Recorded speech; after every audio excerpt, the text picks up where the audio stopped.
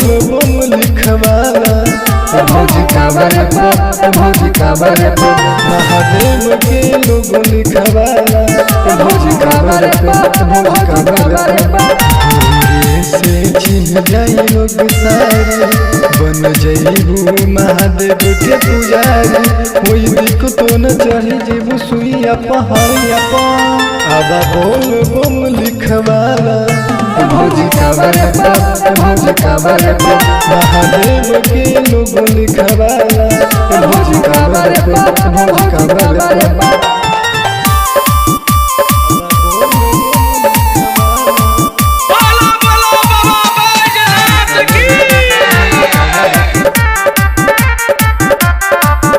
गाड़ी देव घर के कुल काबर कंधा पर झूली सोभी गेरुआ रंग के साड़ी तेजी भंगिया धतूरा भौजी पी लिया पूरा तन रहिया में तन को नहारी गाड़ी देव घर के कुल काबर कंधा पर झूली सोभी गेरुआ रंग के साड़ी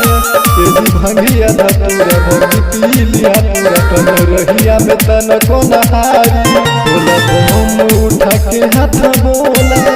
तनी भौजी हो मस्ती में डोला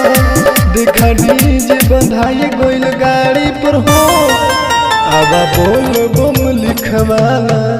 भौजी कांवर पे भौजी कांवर पे महादेव के लोग लिखवाला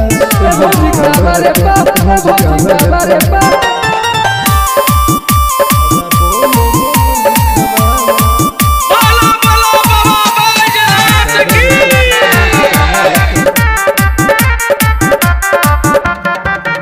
जब मारी के चिलम बोला तारे बोला बम अब फौज हो तो हूँ मारला